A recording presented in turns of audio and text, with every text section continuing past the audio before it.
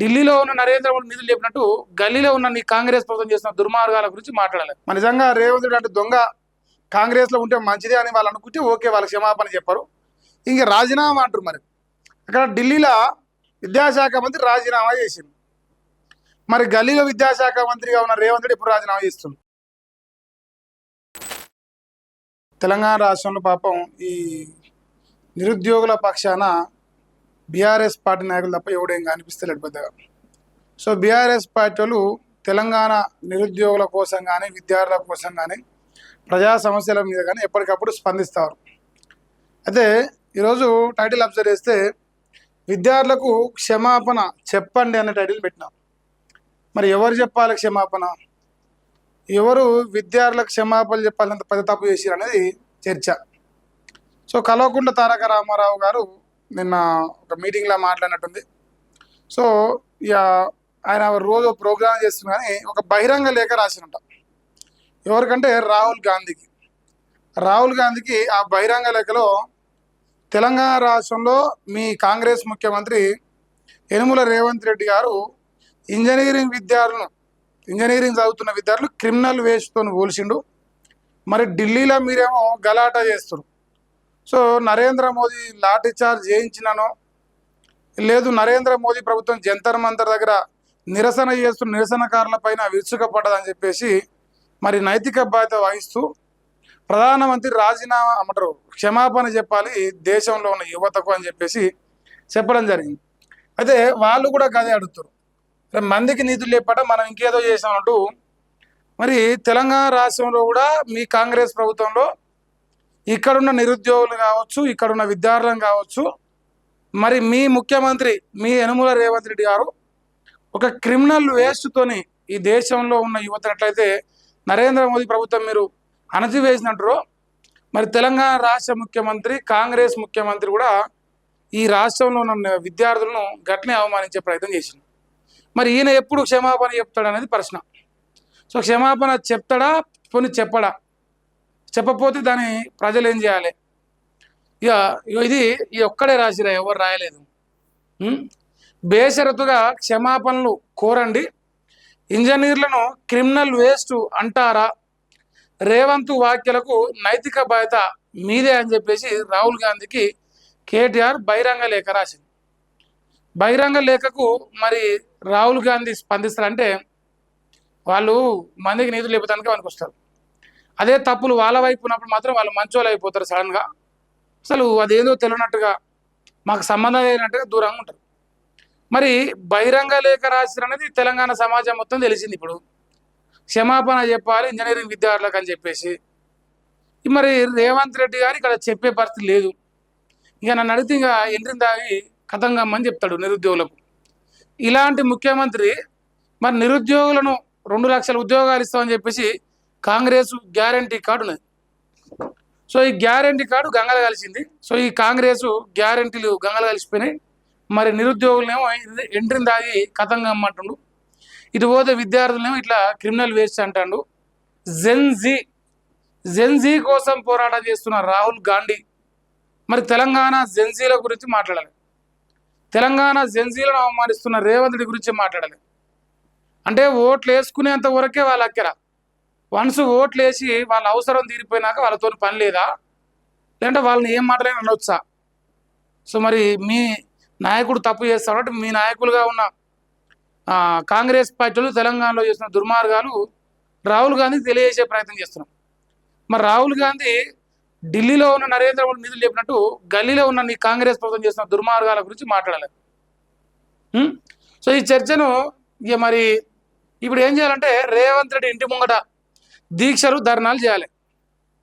దీక్షలు ధర్నాలు చేసి తెలంగాణ రాష్ట్రంలో ఉన్న నిరుద్యోగుల పక్షాన లేదంటే విద్యార్థుల పక్షాన బీఆర్ఎస్ పార్టీ కొట్లాడాలి. రోడ్డు మీదకి రావాలి, రేవంత్ రెడ్డి ఇంటి ముందర కూర్చోవాలి. ఆడ నరేంద్ర మోదీ ఇంటి ముందర కూర్చున్నట్టు ఈడ కూడా కూర్చోవాలన్నమాట.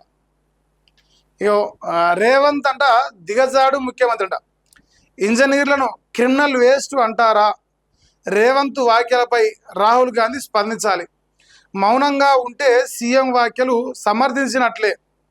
సో బాధ్యతగా రాహుల్ గాంధీ రాజీనామా చేయాలట. చూసుకొని ఇది అసలు ముచ్చట. రాజీనామా మనం మందికి చెప్పినట్టు కాదు, మన వరకు కూడా ఈ రాజీనామా అనే అంశం వస్తుంది ఇప్పుడు. సో బాధ్యతగా రేవంత్ రాహుల్ రాజీనామా చేయాలి. అంటే ఈయననేమో సీఎంకి రాజీనామా చేయాలి, ఈయననేమో ఎంపీకి రాజీనామా చేయాలి.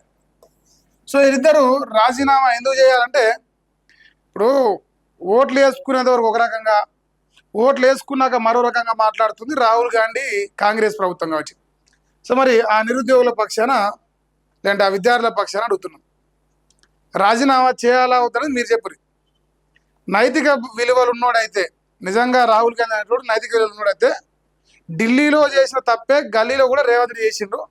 మరి ఈ విషయంలో కూడా సేమ్ స్పందన ఉండాలి. అట్లా ఉంటేనే మీరు నియతిగాలు అవుతారు, అయితే మీరు దొంగలు అవుతారు వాస్తవానికి. ఇంజనీరింగ్ ఇంజనీర్లను క్రిమినల్ వేస్ట్ అన్న ముఖ్యమంత్రి రేవంత్ రెడ్డి కామెంట్స్ పై రాహుల్ గాంధీకి బీఆర్ఎస్ వర్కింగ్ ప్రెసిడెంట్ కేటీఆర్ బహిరంగ లేఖ రాసింది. ఒకవైపు భారతదేశ ఇంజనీర్లు ప్రపంచ కంపెనీలను నడుపుతుంటే, అంతరిక్షంలోకి రాకెట్లను పంపుతుంటే అలాంటి వారిని క్రిమినల్ వేస్ట్ అని రేవంత్ రెడ్డి అన్నాడని మండిపడ్డారు. దేశ ప్రగతికి పాటుపడుతున్న లక్షల మందికి ఉద్యోగ ఉపాధిని అందిస్తున్న ఇంజనీర్లను రేవంత్ రెడ్డి క్రిమినల్ వేస్ట్ అంటున్నారని, ఆయన చేసిన కామెంట్స్ పైన స్పందించాల్సిన నైతిక రాజకీయ బాధ్యత రాహుల్ గాంధీపై ఉందని స్పష్టం చేసింది. ఇది ఈ రాష్ట్రంలో ఏ మూలకు పోయినా ఇది న్యాయమైన డిమాండ్ బీఆర్ఎస్ పార్టీ చేస్తున్నది. ఎందుకంటే తెలంగాణలో ఉన్న యువత అంటే ఆ జెన్జీ అంటే దేశంలో ఉన్న జెన్జీతో సమానం. అంటే మీరు కలిపి చెప్తున్నారు, మీ విడదీసి చెప్తున్నాం. 29 రాష్ట్రాలున్న భారతదేశంలో ఉన్న యువత కోసం రాహుల్ గాంధీ ఢిల్లీలో నరేంద్ర మోదీతో కొట్లాడడం ఎంత కరెక్టో, 29లో ఒకటైన తెలంగాణ రాష్ట్రంలో ఉన్న యువత కోసం బీఆర్ఎస్ కొట్లాడడం అంతే కరెక్ట్. ఆడ గాలు ప్రతిపక్షంలో వీళ్ళ గిడు ప్రతిపక్షం ఉన్నారు. వీళ్ళు ఏమంటారు, ఇంజనీరింగ్ కాదు నిజంగా రేవంత్ రెడ్డి అనుకుందాం, ఇంజనీరింగ్ రేవంత్ రెడ్డి లెక్క అంటారా బిఏ బ్యాచ్ కాదు, రేవంత్ రెడ్డి లెక్క మరి గుంపు మేస్త్రులను కావు. వాస్తవానికి ఇలా ఇప్పుడు ఇంజనీరింగ్ స్టూడెంట్స్ విషయం కూడా మాట్లాడితే టీ హబ్ పెట్టినాక, ఇది ప్రధానంగా టీ హబ్ పెట్టినాక బీఆర్ఎస్ ప్రభుత్వంలో ఎంతో ఇన్నోవేటివ్ ఐడియాస్తో ఎన్నో కంపెనీలు పుట్టుకొచ్చిన తెలంగాణ రాష్ట్రంలో ఇంజనీరింగ్ స్టూడెంట్స్ వల్ల. సో అప్పుడు ఆ సమయంలో ఇంజనీరింగ్ చదువుతున్నాగా నాకు అవగాహన ఉందని చెప్తున్నా. దాంతోపాటు ఇలా సాఫ్ట్వేర్ జాబ్లు లేదంటే మెకానికల్ కావచ్చు, సివిల్ డిపార్ట్మెంట్ కావచ్చు, ఇంకా మిగతా ఏదైనా కావచ్చు, ఉన్న అన్ని స్ట్రీమ్స్లో కూడా ఇంజనీరింగ్ విద్యార్థుల వల్లే ఉద్యోగాల్లో చాలామంది ఎక్కిరు. మరి క్రిమినల్ వేస్ట్ అయితే ఇలా రేవంత్ రెడ్డి ఒక సివిల్ ప్రాజెక్ట్ చేస్తున్నా, ఒక టెక్నికల్ ప్రాజెక్ట్ చేస్తున్నా, ఒక మెకానికల్ ప్రాజెక్టు ప్రభుత్వం తరఫున ఏది చేస్తున్నా, అక్కడ ఉన్న ఇంజనీరింగ్ విద్యార్థితోని మరి క్రిమినల్ వేస్ట్ అన్నప్పుడు వాళ్ళతో ఎట్లా సేవలు తీసుకుంటున్నారు. అంటే నీకు అక్కర వస్తే ఓ రకంగా, అక్కర రాకపోతే ఓ రకంగా. ఇలా నిరుద్యోగుల విషయం గురించి మాట్లాడితే ఎంట్రీని రాయి కథంగమ్మని చెప్తాడు రేవంత్ రెడ్డి.